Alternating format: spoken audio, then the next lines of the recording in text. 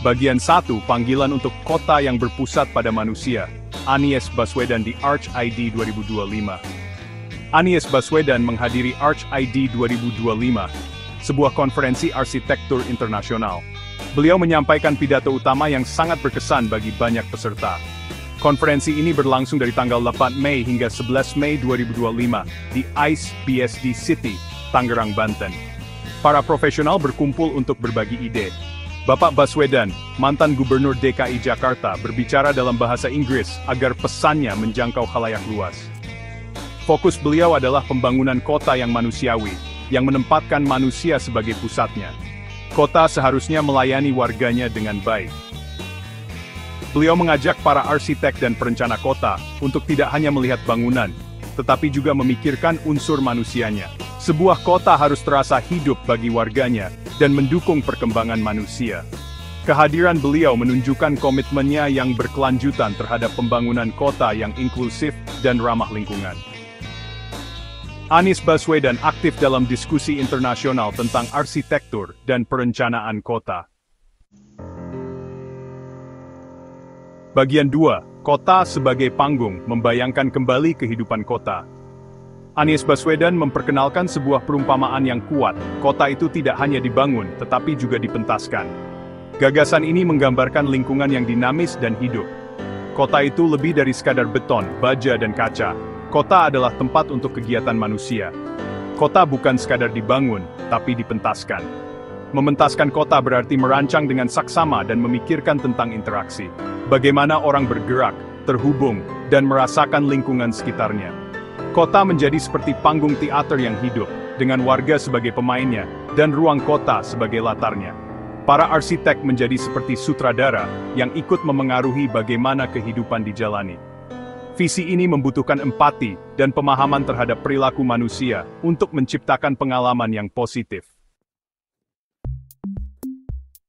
Bagian 3. Dasar kesejahteraan, keberlanjutan dalam desain perkotaan. Bapak Baswedan menekankan nilai-nilai penting bagi para arsitek dan perencana kota. Beliau mengajak mereka untuk mengutamakan keberlanjutan, yang mencakup kesejahteraan sosial dan kekayaan budaya. Keberlanjutan sosial sangat penting untuk membangun masyarakat yang kuat.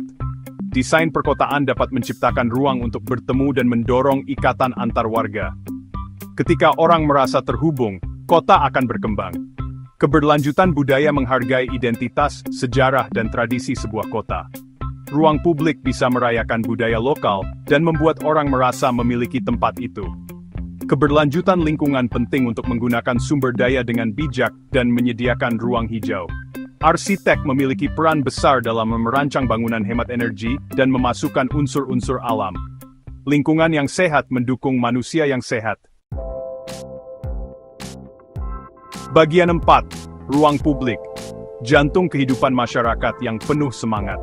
Ruang publik mendapat perhatian khusus dari Anies Baswedan. Ruang-ruang ini adalah untuk semua orang dan menjadi tempat bersama. Taman, alun-alun, dan trotoar sangat penting untuk kehidupan kota dan membangun kebersamaan. Ruang publik yang baik mendorong interaksi dan mengurangi perasaan kesepian. Ruang publik membuat kota terasa ramah dan terbuka untuk semua. Ruang publik juga memperkuat identitas melalui monumen, seni publik, dan pasar lokal. Ruang publik mencerminkan nilai dan budaya masyarakat, membuat orang merasa menjadi bagian darinya. Merancang ruang publik membutuhkan pertimbangan yang matang untuk memastikan ruang tersebut mudah dijangkau, aman, dan nyaman. Ketika ruang publik berkembang, kota pun berkembang, menjadi jantung sejati bagi masyarakatnya. Bagian 5. Arsitek sebagai kurator, membentuk masa depan kota yang inklusif. Arsitek memiliki tanggung jawab yang besar, seperti yang ditekankan oleh Bapak Baswedan. Mereka bukan hanya perancang bangunan, tetapi juga pembentuk pengalaman manusia. Keputusan mereka memengaruhi kehidupan sehari-hari, memengaruhi bagaimana orang merasa dan berinteraksi. Peran ini membutuhkan kehati-hatian dan tujuan yang mendalam. Mengutamakan nilai-nilai kemanusiaan, berarti mendahulukan manusia, dan merancang sesuai skala manusia. Faktor sosial, budaya dan lingkungan harus menjadi yang utama. Inklusivitas adalah prinsip dasar. Kota harus untuk semua orang. Pembangunan kota harus menyambut dan mengakomodasi semua orang, tidak peduli usia, kemampuan, latar belakang, atau pendapatan. Ini berarti transportasi publik yang mudah diakses, perumahan untuk semua kebutuhan, dan ruang publik untuk semua orang. Kota yang inklusif adalah kota yang adil, yang akan menciptakan masyarakat yang lebih sehat dan warga yang lebih bahagia. Pesan Anies Baswedan di Arch ID 2025 adalah pengingat akan kekuatan untuk mementaskan kota yang benar-benar melayani kemanusiaan.